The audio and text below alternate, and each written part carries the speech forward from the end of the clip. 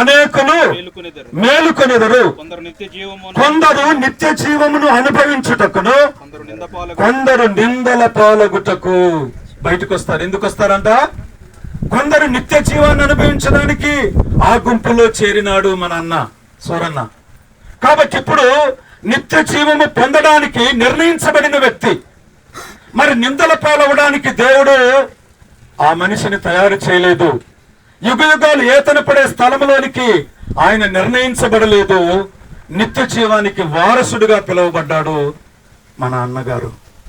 దేవుని పిల్లలమైన మనము, మన జీవితం ఎంత స్వల్పమైందో, ఎంత అల్పమైనదో, ఎంత పనికిరానిదో ఇక్కడ మనం చూస్తున్నప్పుడు ఈ జీవితాన్ని చూసుకొని ఎంతో అదిరిపడుతూ ఉన్నాం. కానీ దేవుడు అంటున్నాడు, అయ్యా నా భక్తుల మరణము నాకు ఇష్టమైంది అని అంటున్నాడు. ఎందుకంటే 111వ కీర్తనలో చూద్దాం, ఒక మాట చదువుకొని ప్రార్థన చేసుకుందాం.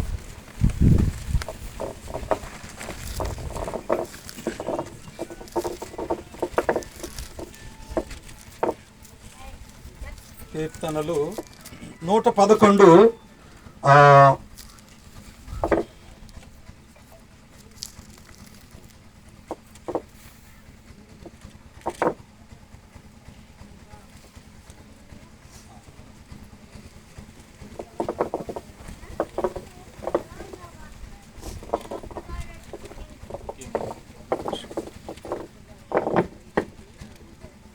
111 కాదు, 101 6వ వచనం చదువుదాం. నా యొద్ద నివసించున్నట్లు దేశంలో నమ్మకస్తులైన వారిని నేను కనిపెట్టుచున్నాను. ఈ మనిషి ఎక్కడుండాలంట? దేవుని యొద్ద నివసించాలంట. నా యొద్ద నివసించున్నట్లు ఆయన అంటున్నాడు, నా యొద్ద నివసించున్నట్లు దేశములో నమ్మకమైన వారిని ఆయన పిలుచుకుంటున్నాడు. నేను 2-3 నాతో మాట్లాడారు అన్న గురించి. ఏ విధమైనటువంటి మరి ఆ సాక్ష్యం అంటే చాలా గొప్పగా ఉంది. ఎందుకంటే తాను బ్రతుకున్న అన్ని రోజులు కూడా దేవుణ్ణి విడిచిపెట్టలేదు, దేవుని కొరకు నమ్మకంగా బ్రతికాడు. ప్రతి క్రైస్తవుడు కూడా ఇలాంటి జీవితాన్ని కలిగి ఉండాలి. ఈ లోకంలో మనకు దేవుడు ఇవ్వబడిన సమయం చాలా విలువైంది.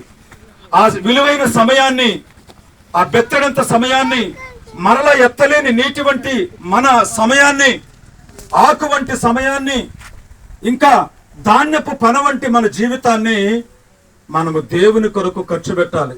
ఇంతవరకు మన కోసం మనం బ్రతికాం, మన కుటుంబం కోసం బ్రతికాం, మన పిల్లల కొరకు బ్రతికాం. కానీ ఇక నుండి యేసు కొరకు బ్రతకాలి. అందుకే దేవుడు అంటున్నాడు, నా యొద్ద నివసించినట్లు నమ్మకమైన వారిని నేను కనిపెడతా ఉన్నాను. ఈరోజు మన అన్న దేవునికి నమ్మకంగా కనబడ్డాడు కనుక తన యొద్దకు పిలుచుకున్నాడు. మరి పిలుచుకున్న తర్వాత అయిపోయింది ఆయనతో? లేదు. క్రైస్తవులుగా జీవితం ఇక్కడే ప్రారంభమవుతుంది. మరణంతో క్రైస్తవ జీవితం అంతం కాదు, మరణంతో ప్రారంభమవుతుంది. మనం అనుకుంటా పుట్టుకతో ప్రారంభమైద్దని. ఆ పుట్టుకతో మన జీవితం ప్రారంభం కాలేదు, మరణముతో ప్రారంభమైంది. ఇక్కడ నిలిచి ఉన్న మనందరం కూడా ప్రతిరోజు నిద్రపోతున్నామా, నిద్రపోవట్లేదా? పగలు పనికెళ్తున్నాం, రాత్రి విశ్రాంతి తీసుకుంటున్నాం. ఆ రోజు చేసే నిద్ర, ఉదయకాలం లేవడం, ఇదంతా దేనికో తెలుసా? మరణానికి ప్రాక్టీస్. ఒకరోజు ఇలాగే నువ్వు పడుకోబోతున్నావు. ఆ రాత్రి పడుకొని మనం లేకపోతే పరిస్థితి ఏంటి? పొద్దున్నే లేవకపోతే చుట్టూ ఉంటారు జనం. అర్థమైందా? మన అన్న చుట్టూ ఎట్లున్నారు, మన చుట్టూ అట్లుంటారు. అవునా కదా? కాబట్టి దేవుని పిల్లలమైన మనము ఈ ప్రాక్టీస్ ఎందుకు? పగలంతా పనులు చేసుకోవడం ఎందుకు? రాత్రి నిద్రించడం ఎందుకంటే దేవుడు చెబుతున్నాడు, నరులారా తిరిగి రండి. నమ్మకమైన వారిని పిలుస్తా ఉన్నాడు. ఇప్పుడు శాశ్వతమైన నిద్ర అని ప్రభు చెప్తున్నాడు. మరణం అంటే భయంకరమైనది కాదు. మరణం అంటే అది ఏదో ఒక పెద్ద ఇది కాదు. కానీ మరణము దేవుని దృష్టిలో విలువైనది. అంతేకాదు, ఆ ప్రభు అయిన యేసుక్రీస్తు మన కొరకు మరణించింది ఎందుకంటే తిరిగి లేపడానికే. అందువల్ల దీనికి శాశ్వతమైన నిద్ర అని చెప్పాడు. ఏ దేవుడు వీటిని తినిదినమున నిశ్చయముగా చచ్చదమని చెప్పాడో అదే దేవుడు మన కొరకు మరణించాడు. ఆ మరణం మనం పొందకూడదని ఆ రెండవ మరణమైన అగ్నిగుండం నుంచి మనల్ని తప్పించి రక్షించడానికి యేసుక్రీస్తు ప్రభువారు మన కొరకు మరణించారు, సమాధి చేయబడ్డాడు.